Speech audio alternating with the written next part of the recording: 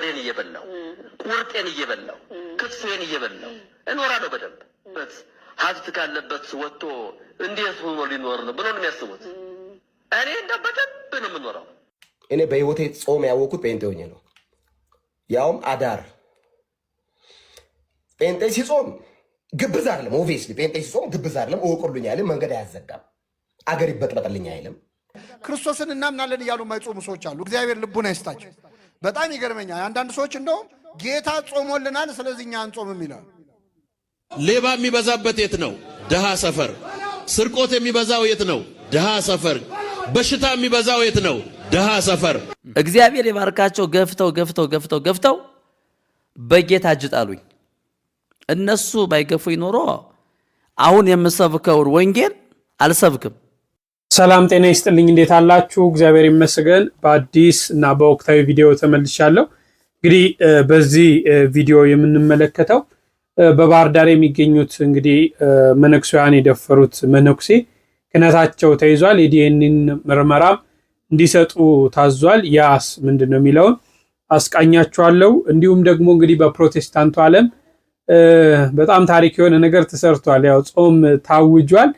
እንግዲህ በርገራችንን እየበላን ፒዛችንን እየበላን እንኖራለን ብለው ከኦርቶዶክስ ቤት መከራን አንፈልግም ብለው የወጡት እና አባ በርገር ምን ይሆናሉ፣ በዚህ ጉዳይ ምን ይላሉ የሚለውን እንዲሁም ያው እብዱ ዮኒ ማኛም ያነሳው አለ፣ እሱን አስመለክታችኋለሁ።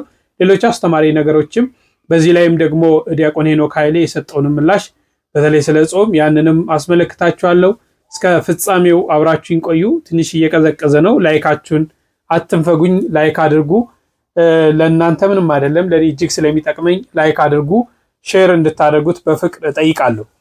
ከሁሉ በፊት እንግዲህ ይህ ወንድማችን በጣም ብዙ ነገሮችን ያስተምረናልና እንደው እቺን ምክር እንስማት እስቲ። ከዚህ በፊት ቤተክርስቲያኖች ያገለግሉ ቆይተው የስጋ ፍላጎታቸውን ድልወታቸውን መርጠው ከወጡ በኋላ መልሰው ቤተክርስቲያንን የሚሳደቡ ሰዎችን ስመለከት ይሄ ታሪክ ትዝለኛል። እንዲሁም ደግሞ በመንፈሳዊ ህይወታችሁ ተስፋ የሚቆርጡ ክርስቲያኖች ካላችሁ ይሄንን ታሪክ እስከመጨረሻው ተከታተሉ። የጸና ዋጋውን ያገኛል፣ ያልጸና ግን ምን እንደሚገጥመው ከዚህ ታሪክ እንመለከታለን። ሁላችሁም ኮፒ ሊንክ ሼር ፖስት እያደረጋችሁ ቪዲዮውን እስከመጨረሻው ድረስ ተከታተሉት። እንዲሁም ደግሞ ዩቲዩብ አካውንት ከብቻለሁ፣ ሄዳችሁ ዲሲ አክቲቭ እያላችሁ ሰርች ያደረጋችሁ አካውንቴን አሳድጉት። ወደ ታሪኩ እንለፍ። በሰማችሁ የተሰራስ ቤተክርስቲያናቸው ታላቁ አባ ቅዱስ ባስልዮስ በችለት አክብራታለች። ስለ እነርሱም ድርሳናትን ደረሰ። በዚህ ችለት በዓላቸውን አከበረላቸው። እነዚህ ቅዱሳን በአልፊያኖስ ዘመን ተጋደሉ። እርሱም ከንጉሠ ነገሥት ቆስጠንጢኖስ ከመኳንንቶቹ አንዱ ነው። ከአይሁድ ሀገሮችም በአንዱ ላይ አነገሰው። ክርስቲያኖችንም እንዲጠብቃቸውና እንዲያከብራቸው አዞት ነበር። እርሱ ግን ወደዚህ ሀገር በደረሰ ጊዜ ጣዖትን አመለከ። ሰዎችን ሁሉ ጣዖትን እንዲያመልኩ አስገደዳቸው። ብዙ ምዕመናንንም ተነስተው እርሱን የረከሱ ጣዖቶቹን ረገሙ። በዚያችም ሌሊት 40 ጭፍሮች ወደ መኮንን ደርሰው በክብር ባለቤት ክርስቶስ ስም ምስክር የሆኑ ዘንድ እርስ በርሳቸው ተስማሙ። ወታደሮቹ ማለት ነው። በእንቅልፋቸውም ጊዜ የእግዚአብሔር መልአክ ተገልጦ ለሰውነታቸው ብርታትን ሰጣቸው። በጠዋትም ተነስተው የጭፍራ አለቃ በሆነ በአግሪጎላዎስ ፊት ቆመው በክብር ባለቤት በጌታችን ኢየሱስ ክርስቶስ ስም ታመኑ። በላያቸውም ተቆጥቶ አስፈራራቸው። እነርሱ ግን አልፈሩም። በድንጋይም እንዲወግሯቸው አዘዘ። በአቅራቢያቸውም የወሸባ ቤት በአጠገቧ ያለ የውሃ ጉድጓድ ነበረች። ከውርጭ ጽናት የተነሳ ትረጋለች። በውስጧም ይጥሏቸው ዘንድ መኮንኑ አዘዘ። ያቺዋ ሰውነትን የምትቆራርጥ በጣም ቅዝቃዜ ያላት ውሃ ናት። በውስጧም በጣሏቸው ጊዜ ከውርጭ ጽናት የተነሳ ሕዋሳታቸው ተቆራረጠ። ከእርሳቸው መካከል አንዱ መከራውን መቋቋም አቅቶት የማይታየውን ሳይሆን የሚታየውን መከራ ብቻ በማየቱ ፈራና ከአዘግቱ ውስጥ አውጡኝ ብሎ ጮኸ። በዚያንም ጊዜ መጥተው ከአዘግቱ ውስጥ አወጡት። ያ ሰውም ሩጦ ወደ ወሸባ ቤት ወደ ሙቅ ውሃ ውስጥ ገባ። ፈጥኖም ሞተ። ዋጋውንም አጣ። የፈለገውንም አላገኘም። በስጋውም በነፍሱም ተጎዳ። ከነዚህ 40 ወታደሮች ጋር ተቀምጦ የክብር አክሊልንም አልተቀበለም። ከዛ ውሃ መጥቶ ደግሞ የፈለገውን የምቾት ኑሮ አልኖረም። ከዚህ በኋላ 40 አክሊላት ከሰማይ ሲወርዱ በ39 ሰማያታት ላይም ሲቀመጡ አንዱ አክሊልም በመላኩ እጅ ተንጠልጥሎ ቀረ። ምክንያቱም 40 ነበሩ። አንዱ ክዶ ሲወጣ 39 ግን የክብር አክሊልን ተቀበሉ። ያ መልአክም አዝኖ አክሊሉን አንጠልጥሎ ቀረ። ወታደሮቹ መካከልም እግዚአብሔር ገልጦለት አንዱ መልአክ የክብር አክሊልን ይዞ እያዘነ ተመለከተው። በዚያንም ጊዜ ተነስቶ ትጥቁን ሁሉ ፈቶ በጌታችን በኢየሱስ ክርስቶስ ስም አምናለሁ ብሎ ወደ አዘግቱ ተወረወረ።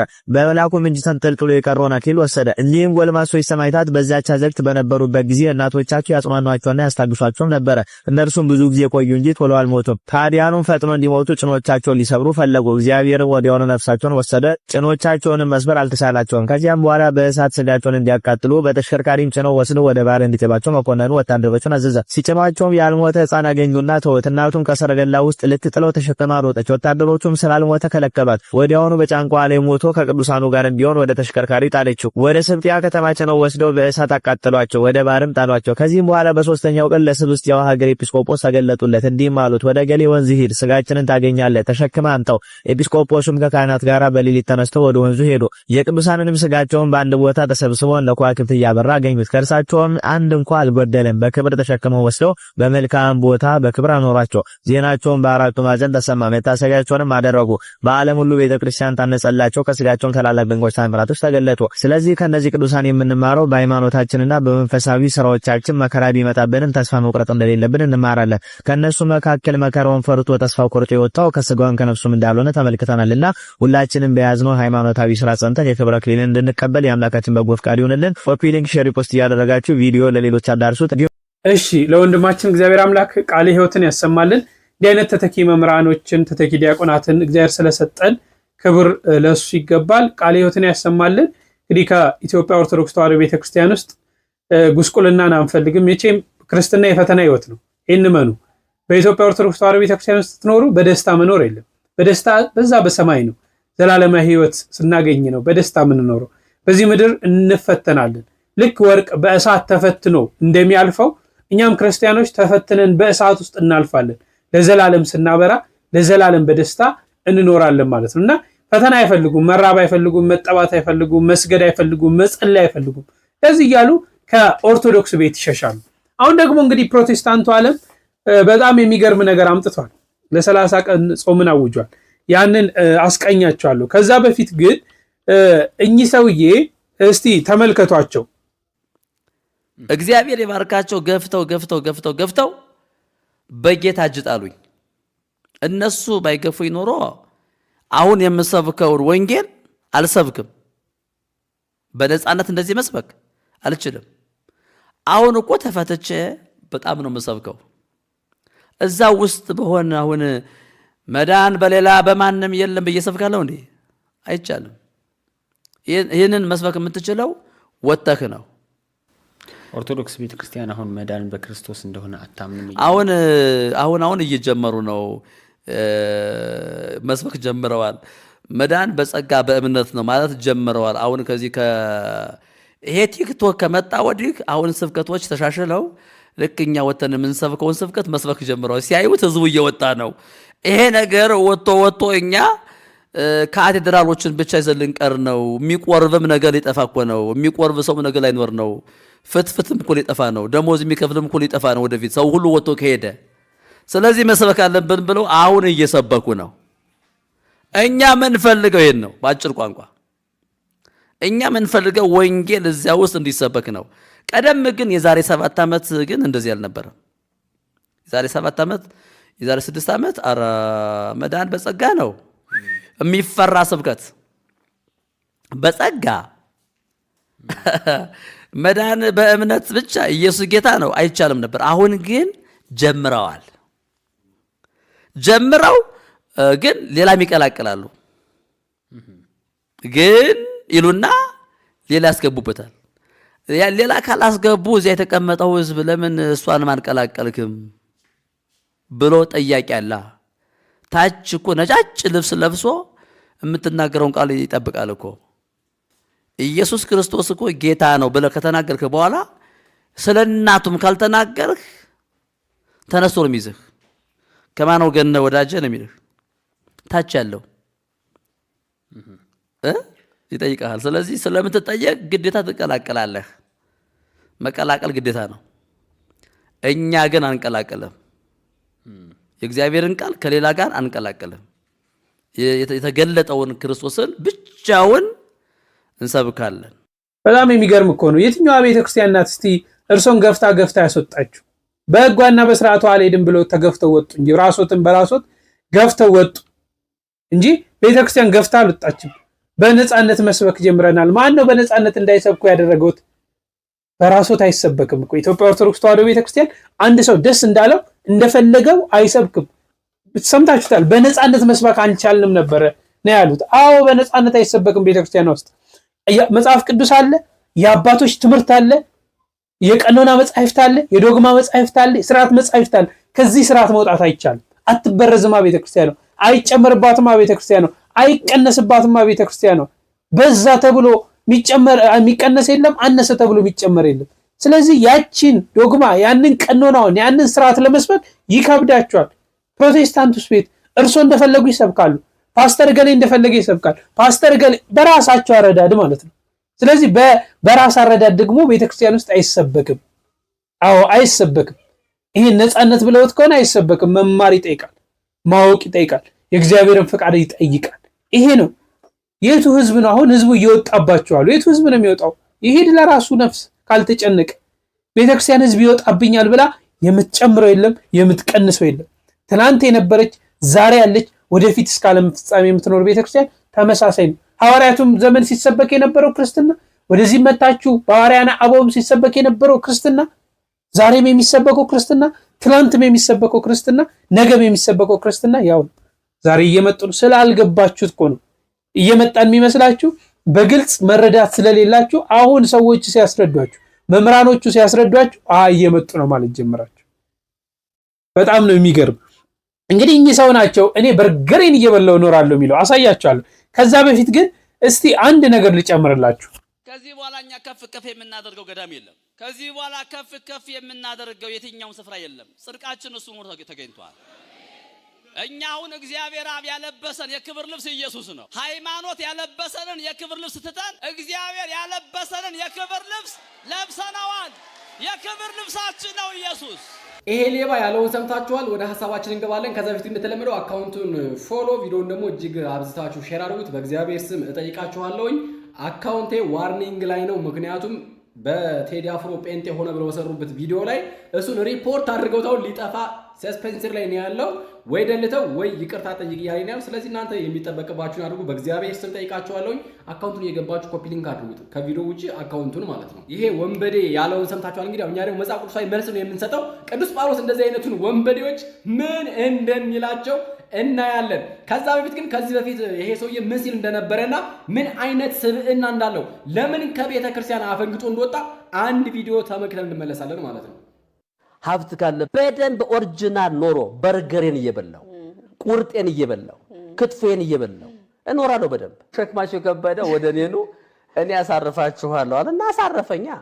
ያው አባ በርገር በመባል ነው በቅጽል ስሙ የሚታወቀው። አባ በርገርና አባ ፒዛ ወይም ደግሞ አባ ሆዶም ይባላል በአንዳንድ ሰዎች ማለት ነው። ይሄ ሆዳም የሆነ ሰውዬ ከእርሱን ለመሙላት ሲል ነው ቤተክርስቲያን የሸጣት ማለት ነው። በነገራችን ላይ በእነዚህ አይነት ሰዎች ከቤተክርስቲያን አፈንግጠው ሲወጡ መደነቅም መገረምም መደንገጥም የለብንም። ምክንያቱም ቀድሞም ተልእኳቸው ቤተክርስቲያን ለማዋረድ እስከ 20-30 ዓመት የሚጠብቁ የውጭ ኤጀንቶች ናቸው በቤተክርስቲያን ተሰግስገው ያሉት ማለት ነው።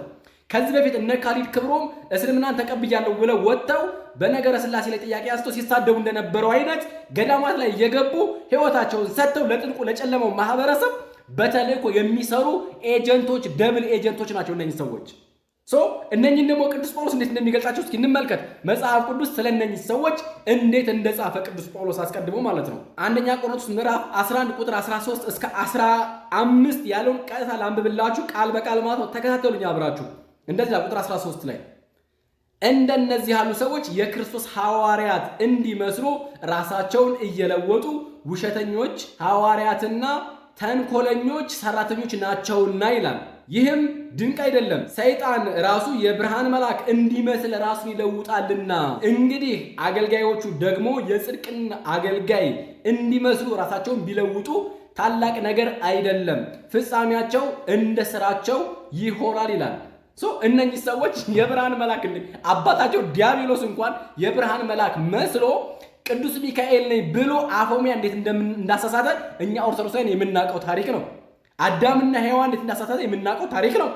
መልአክ እየመሰለ እየገባ ማለት የተመሰለ እነኚህ ሰዎች ደግሞ የአባቶቻችን የከበረውን የምንኩስናውን ልብስ ለብሰው ነገር ግን ጽድቃችን ክርስቶስ ነው፣ ሃይማኖት ያለበሰን ልብስ አውልቀን ጥለናል እያሉ ልብሱን ግን ለብሰው የሚቀልዱ የብርሃን መልአክ የሚመስሉ አውሬዎች ዲያብሎሶች ናቸው። እነኚህ ሰዎች ቃል በቃል ሰይጣኖች ናቸው። ባጭሩ ሰውን የሚያሳስቱ ይህን ዓለም ትተው የመነኑ ሰዎች መነኮሳት የሚለብሱ ልብስ ለብሰው ውስጣቸው ደግሞ ነጣቂ ተኩላዎች፣ ሰይጣኖች፣ ሰይጣን የሰፈረባቸው ሰዎች እነኚህ ሰዎች ናቸው። ይሄ ሰውዬና መሰሎቹ አባ በርገር፣ አባ ሆዱ ወይም ደግሞ የእሱ መሰሎች ማለት ናቸው። እነኚህ ሰዎች ልንነቃባቸው ይገባል። ደብል ኤጀንቶች ናቸው። ለሰይጣንም ለእግዚአብሔርም የሚያገለግሉ የሚመስሉ ልብስ ሲለብሱ የእግዚአብሔር አገልጋይ የሚመስሉ ነገር ግን ጫፋቸው ግን መጨረሻቸው ግን እነ ስራቸው ይሆናል እንዳለ ቅዱስ ጳውሎስ ስራቸውን ደግሞ እኛ የእነሱ ተባባሪ መሆን የለብንም። እነሱ በሳቱ ለምን እኛ እንጠየቃለን እንዴ? መንቃት አለብን። እንደ አይነት ደብል ኤጀንት ካድሬዎች ቤተክርስቲያን ላይ ገብተው ቤተክርስቲያን ስሟን ሲያጠለሹ ቤተክርስቲያን ሲያዋርዱ እኛ ደግሞ እነሱን እናዋርዳለን። በተሰጠን ጸጋ ባለን ዕውቀትና በገባን ልክ መጠን ማለት ነው። ስለዚህ ይሄ ወራዳ የመነኮሳት ልብስ ለብሶ የሚሰብከው ግን ክርስቶስ ኢየሱስ አይደለም። ፎልስ ክርስቶስ የተባለው ራሱ ክርስቶስ ማቴዎስ 24 ላይ ብዙዎች ሐሰተኛ ነቢያቶችና ብዙዎች ሐሰተኛ ክርስቶሶች ይነሳሉ ቢቻላቸው የተመረጡን እስኪያስቱ ድረስ ድንቅና ታምራትን ያደርጋሉ ያላቸውን እሱን አይነት ያኛውን ክርስቶስን የሚሰብክ ይሄ ከጨለማው ማህበረሰብ ነው። ኦርቶዶክሳውያን ልንነቃ ይገባል።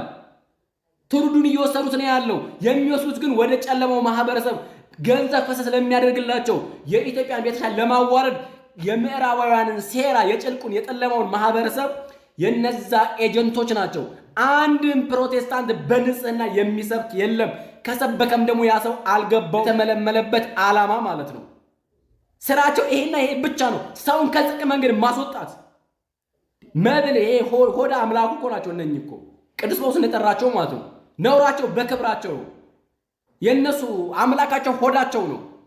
እንደሰማችሁ በርገር እንበላለሁ ፒዛ እንበላለሁ አለ። ሆዱ አምላኩ ነው፣ እግዚአብሔር አይደለም አምላኩ የሰው። እንደ አይነት ሰው መሰሎችን ደግሞ እናዋርዳለን፣ እንቀጥላለን እንደ እግዚአብሔር ፈቃድ ማለት ነው። እናንተ ግን አካውንቴ እንዳይዘጋ እየገባችሁ ኮፒ ሊንክ አድርጉ፣ ቪዲዮ ደግሞ ሼር አድርጉት እጅግ አብዝታችሁ። እግዚአብሔር አምላካችን ደግሞ በሌላ ቪዲዮ ያገናኘን። ሰላም በያላችሁበት። አይ አባ ፒዛ እውነቱን ነው። አባ ፒዛ አባ በርገር አለ። ከፍ ከፍ የምናደርገው ገዳም የለንም አሉ። እኛ ገዳማትን እኮ ከፍ ከፍ ብናደርግ የገዳማት ሁሉ ራስ የሆነ ጉልላት የሆነ መሰረት የሆነ ክርስቶስ ነው። ክርስቶስን ነው ከፍ የምናደርገው፣ ክርስቶስን ማለት ነው። ስማቸው እስቲ እንግዲህ ጾም ታውጆባቸዋል። ምን እንደሚሻላቸው አላውቅም፣ ምን እንደሚሉ ገሬን እየበላው ቁርጤን እየበላው ክትፎን እየበላው እኖራለሁ በደንብ ሀብት ካለበት ወጥቶ እንዴት ሆኖ ሊኖር ነው ብሎ ነው የሚያስቡት። እኔ እንደ በደንብ ነው የምኖረው፣ በደንብ ኦሪጂናል ኖሮ በርገሬን እየበላው ቁርጤን እየበላው። እንግዲህ አሁን የፕሮቴስታንቱ ዓለም ጾም አወጀ፣ ለ30 ቀን ጾም አለ። እንዴት ነው በርገሩስ? እንዴት ነው ፒዛውስ? ምን ይሻላል? እንግዲህ የኢትዮጵያ ኦርቶዶክስ ተዋሕዶ ቤተክርስቲያን ስታደርገው ትክክል አይደለም፣ ስታውጀው ትክክል አይደለም፣ በስርዓት ስትጾም ትክክል አይደለም። እነሱ ዛሬ ሲያውጁትስ ልክ ነው አይደል? ስሙት ዮኒን ማኛ። ሰላም ሰላም ሰላም፣ ሰላማችሁ ብዝት ይበልልኝ። የኔ ጥያቄ ነው፣ መቼም ሶሻል ሚዲያ ላይ ብዙ ጊዜ እንተዋወቃለን ቤተሰብ። በፕሮቴስታንት ጾም በአደባባይ አይታወጅም።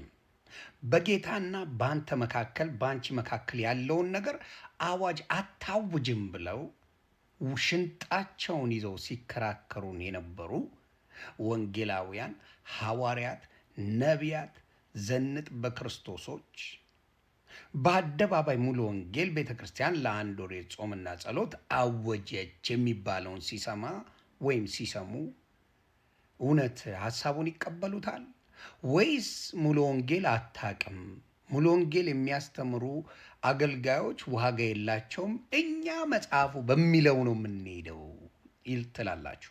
ምክንያቱም ኦርቶዶክስን ስትወቅሷት ነበረ። በአደባባይ የምትጾመው በአደባባይ የምታውጀው እያለ ኤርሚያስ አይተንፍሱ ወይም ቀለመወርቅ አይተንፍሱ፣ እነ ፓስተር ትዝታው፣ እነ ሌሎችም መጨመር እንችላለን። እነ ኤፍሬም ባለ ጊዜ ባለዋቴ ምናምን ይመጡና እንደዛ አይነት ሳክ ሲሰክሱን ነበር። እስቲ ይችን ነገር ቀስ እያላችሁ ተነጋግሩባት። አው ጾም ታውጇል በጴንጤ እና ምን እንደምትሉ መስማት እንፈልጋለን። ስለዚህ ልቦና ይስጣችሁ። መጽሐፍ ቅዱስ ብፌ አይደለም፣ ቅርጫ አይደለም። የምትፈልገውን እየመረጥክ ከዛም ከዚህም ከዚህ የምታደርገው ሳይሆን ሙሉውን መጽሐፍ ቅዱስ ብሉይ ኪዳኑንም አዲስ ኪዳኑንም ለኛ የተሰጠን ስጦታ ነው ከእግዚአብሔር አምላክ። ስለዚህ እንደዚህ አይነት ቁማር ቀርቶ ሙሉን ሐሳብ ተቀብሎ በእግዚአብሔር መንገድ መመላለሱ መልካም ነው ብዬ አስባለሁ። ተባረኩልኝ። መልካም ለሁላችሁም፣ ለኦርቶዶክስም፣ ለሙስሊሙም፣ ለፕሮቴስታንቱም መልካም የጾም ዘመን ይሁንላችሁ። ጸሎታችሁ በሙሉ በእግዚአብሔር ዘንድ በልዑል ኃያል አምላክ ዘንድ ይሰማ። ኢየሱስ ጌታ ነው። እንግዲህ በመጨረሻ ኦርቶዶክስ አሸነፈች ነው የሚለው። ኦርቶዶክስን ስትወቅሱ ነበር ነው የሚለው። አዎ ሲወቅሱ ነበር። ምን እንደሚሉ እንግዲህ በዚህ ዙሪያ እንመለከታለን። እሺ ወደ ዲኤንኤ ምርመራ ከመሄዳችን በፊት እዚህ ላይ ዲያቆን ሄኖክ ኃይሌ የሰጠውን ምላሽ ክርስቶስን እናምናለን እያሉ የማይጾሙ ሰዎች አሉ። እግዚአብሔር ልቡን አይስጣቸው። በጣም ይገርመኛል። አንዳንድ ሰዎች እንደውም ጌታ ጾሞልናል ስለዚህ እኛ አንጾምም ይላሉ። ጌታ ምን ብሎልናል?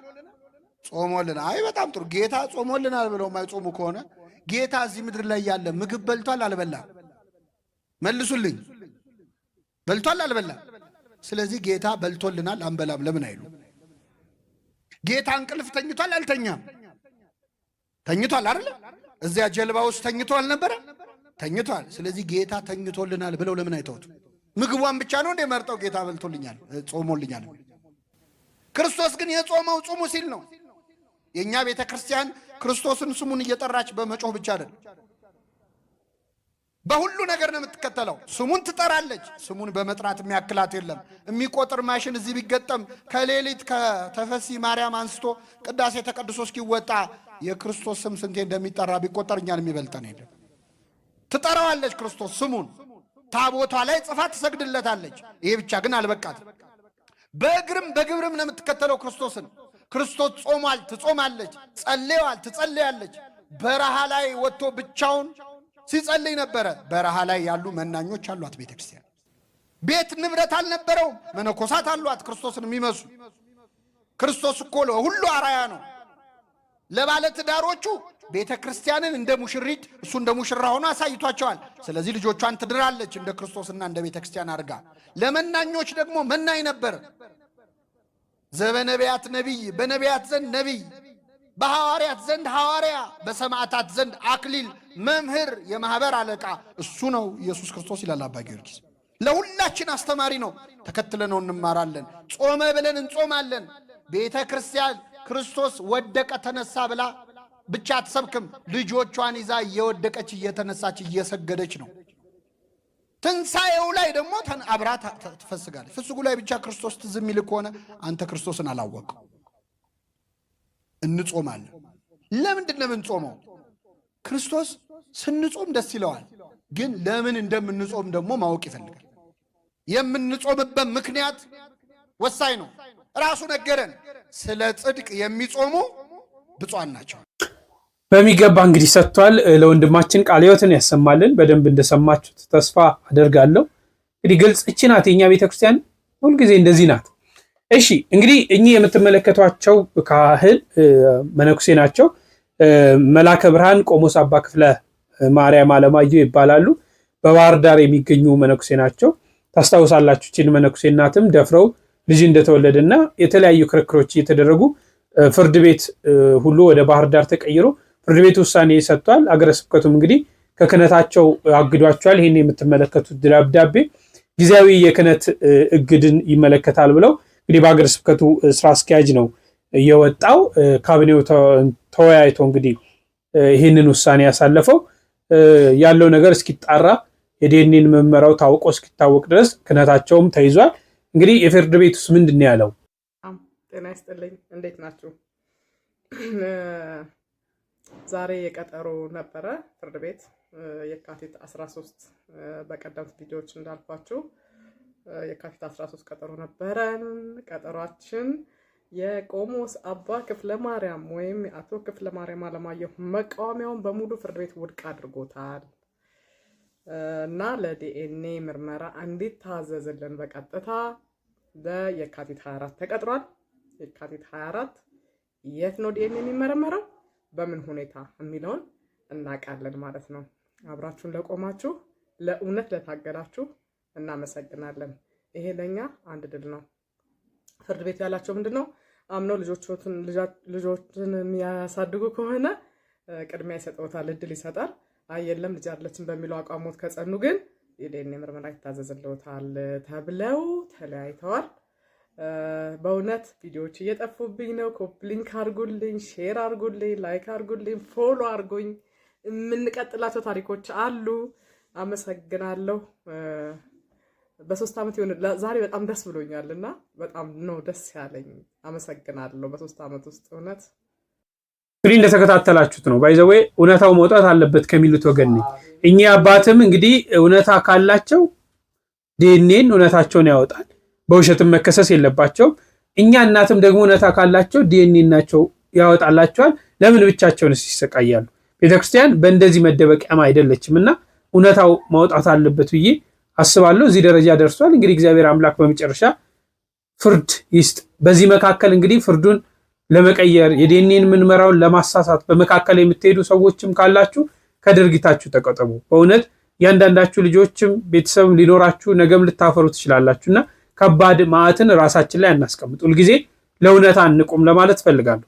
እነዚህን ተከታትለን እንጨርሳለን። ሌባ የሚበዛበት የት ነው? ድሃ ሰፈር። ስርቆት የሚበዛው የት ነው? ድሃ ሰፈር። በሽታ የሚበዛው የት ነው? ድሃ ሰፈር።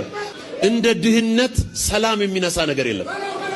ብዙ ሀብት ሲኖር ሰው ሰላሙን ይጠብቃል። ሰላም ለእናንተ ይሁን። ሰው በራሱ ሰርቶ እግዚአብሔር ደግሞ ባርኮት ሀብታም ቢሆን ምንም ችግር፣ ጤናማ ነው፣ ደስ ይላል፣ ጥሩ ነው። ግን እነዚህ ሰዎች በሚያስተምሩት ደረጃ ሀብት የምርም በዚህ ደረጃ አስፈላጊ ከሆነና ብዙ ሀብት ሲኖር ሰላም የሚያመጣ ከሆነ ሀብት ሲጠፋ ደግሞ ሰላምን የሚያጠፋ ከሆነ የመጀመሪያው ሰው ሀብታም ሆኖ የሚያስተምረን ማን ነበረ?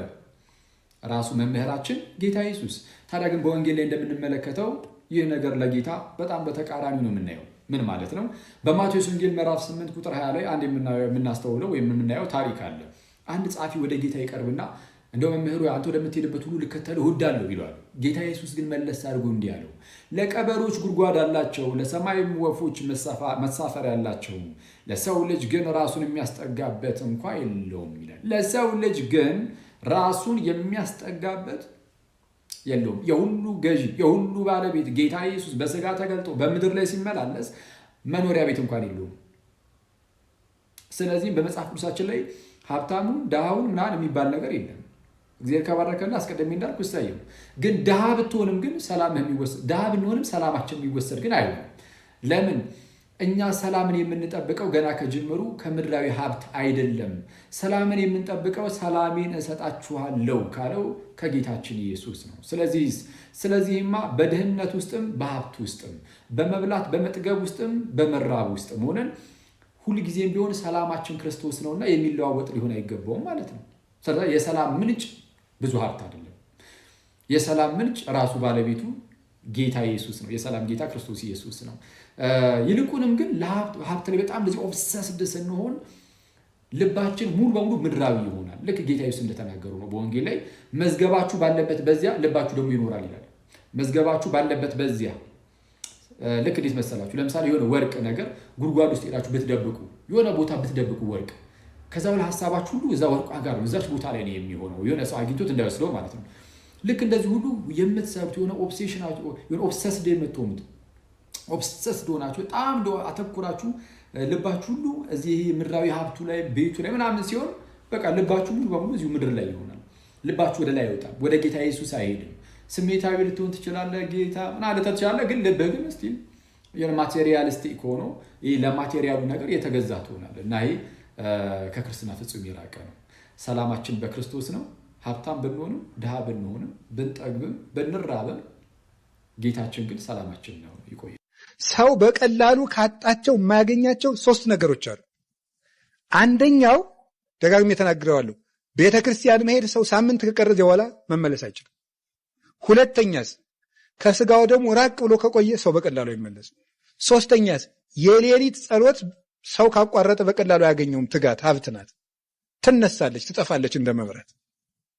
ስለዚህ ቤተ ክርስቲያን እንዲያውም ቅዱስ ዮሐንስ አፈወርቅ ያለውን ባለፈው 1-2 ሳምንት ስናገር ነበር። ምንድን ነው ያለው? ጻድቅ ሰው ነህ ሆይ ይላል። ጻድቅ ሰው ነህ? አዎ። እንደዚያ ከሆንክ ቤተ ክርስቲያን ና፣ ጽድቅህን ትጠብቅልሃለች ይላል። ኃጢአተኛ ነህ ወይ? አዎን። ቤተ ክርስቲያን ና፣ ከኃጢአትህ ታነጻሃለች ይላል። ሁለቱም ብትሆን ግባ እሷ ውስጥ ነው። እዚያች ውስጥ ነው የምንነጻው፣ የምንቀደሰው፣ ስሬት የምናገኘው። ቤተ ክርስቲያን ውስጥ ደክሞ የሄደ ሰው ኃይል ይዞ ይመለሳል። ገጥሟቸው ያውቅም? እንደው ቅድስናውን ይሄ በቅተው የሚያዩትን የአባቶችን እንተውና በጣም ጉልበታችሁ ድቅቅ እያለ እየተጨማደዳችሁ እያፏሸጋችሁ ሄዳችሁ ቅዳሴው ሲያበቃ ጠንክራችሁ አትመለሱ? አይታችሁ ታንጠቁ? አዎ ባህል በላ ለቅድስት ቤተክርስቲያን እስመ ኩሉ ዘጌሳሃቢ ሀይጻሙ ቤተክርስቲያንን እንደምን አለሽ ሰላም ላንቺ ይገባል እንበላት። ወደ እሷ የሄደ ሰው ደክሞ አይመለስም ብሏል ቅዱስ ያሬድ። አይደክምም ቤተክርስቲያን የሄደ ሰው። ለመምህራችን እግዚአብሔር አምላክ ቃለ ሕይወትን ያሰማልን። እኛም በሰማነው 30 60 መቶ ያማሩ ፍሬዎችን ለማፍራት ያብቃል። እንግዲህ ለዛሬ ያስኩላችሁ ይመስላል። በሌላ ጊዜ እስክንገናኝ እጅግ አከብራችኋለሁ። ቸር ቆዩልኝ።